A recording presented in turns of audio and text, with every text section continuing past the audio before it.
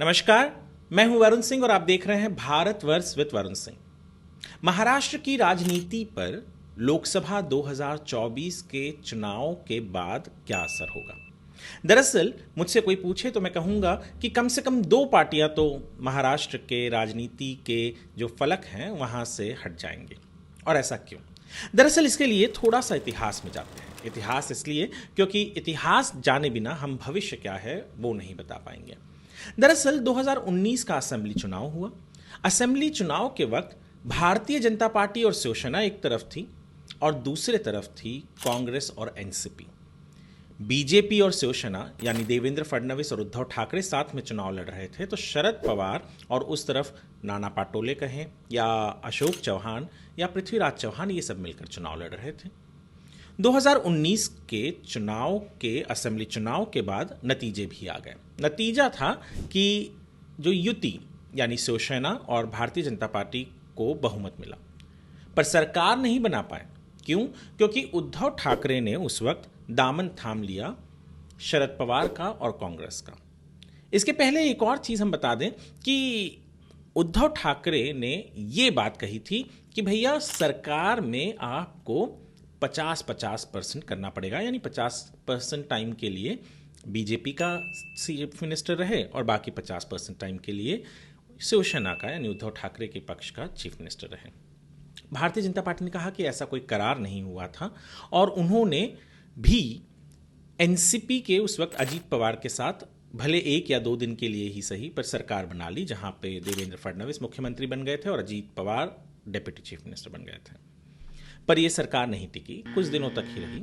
और इसी बीच उद्धव ठाकरे ने, जैसे मैंने पहले भी कहा, कि दामन थाम लिया किनका? शरद पवार के एनसीपी का और कांग्रेस का।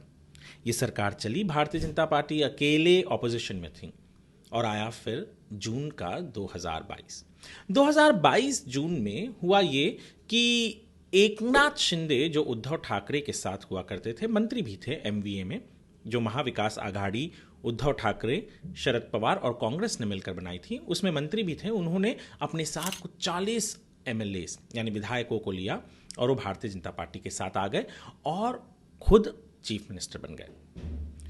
Devendra Fadnavis deputy chief minister बने। अब जंग छिड़ गई एक कि भैया असली शिवसेना किसकी। कुछ निर्णय आए, चाहे वो स्पीकर के निर्णय हो या कोई अलग अलग फोरम्स के, वहां से एकनाथ शिंदे की शिवसेना को असली शिवसेना कहा गया और उद्धव ठाकरे ने जो शिवसेना बनाई उसका नाम हो गया यूबीटी शिवसेना, यानी उद्धव बाला साहब ठाकरे शिवसेना।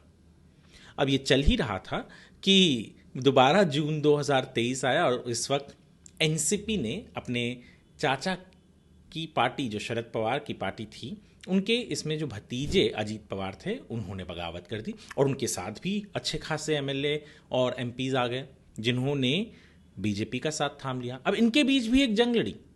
जंग थी कि असली एनसीपी किसकी। तो अजीत पवार के पास एनसीपी ये नाम आ गया, नेशनलिस्ट कांग्रेस पार्टी, और शरद पवार अपने बेटी और उनके जो एक क्या कहें ग्रैंड सन जो है रोहित पवार, ये उनके साथ रह गए और इन्होंने जो पार्टी का नाम दिया वो था एनसीपी शरद पवार, और इनको एक नया चुनाव चिन्ह भी मिल गया, तुतारी। अब देखिए, चुनाव तो 2024 के लोकसभा का है और आप कहेंगे मैं असेंबली की बात क्यों कर रहा हूं, क्योंकि असेंबली चुनाव भी कुछ महीनों में है। पर असेंबली चुनाव के पहले ये पहला बड़ा चुनाव होगा जहां पर ये सारी की सारी पार्टियां जो नई बनी हैं, मैं बीजेपी और कांग्रेस की नहीं बात कर रहा हूं, पर जो 2 एनसीपी है, 2 शिवसेना है, इनकी लड़ाई असल लड़ाई है। यदि एक बात आप समझ लीजिए, नेता तो कई बार चुनाव जीतने के बाद यहां वहां दल में चले जाते हैं, पर जो समर्थक होते हैं वो असल नेता कौन होता है वो डिसाइड या निश्चित करते हैं। तो यहां पर यदि शरद पवार के पक्ष में ज्यादा उनके मत मिलते हैं या उद्धव ठाकरे के पक्ष में ज्यादा उन्हें मत मिलते हैं, तो ये आम जनता ने विश्वास जताया है कि भैया शरद पवार ही असल नेता हैं और उद्धव ठाकरे ही असल शिवसेना के नेता हैं।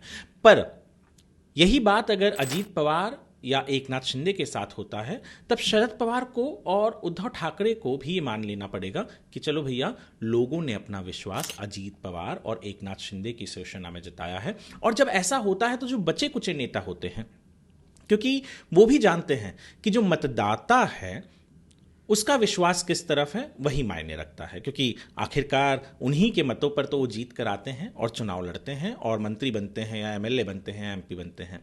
तो 4 जून 2024 को जब मतगणना होगी, यानी वोटों की काउंटिंग होगी, उसमें साफ हो जाएगा कि किसके तरफ ज़्यादा विश्वास है आम जनता का, यानी आम मतदाता का।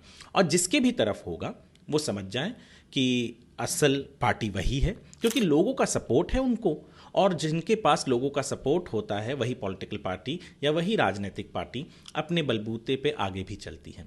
तो 2 पार्टियां जो मैंने कही थी, या तो शरद पवार की एनसीपी और उद्धव ठाकरे की शिवसेना आगे कायम रहेगी, या तो लोगों का मत या विश्वास अजीत पवार और एकनाथ शिंदे की तरफ है तो इनकी एनसीपी और इनकी शिवसेना रहेगी। तो 2 पार्टियों को या तो हम महाराष्ट्र के इस राजनीतिक फलक से हटा दिए जाएंगे या तो वो वहाँ ही रहेंगे।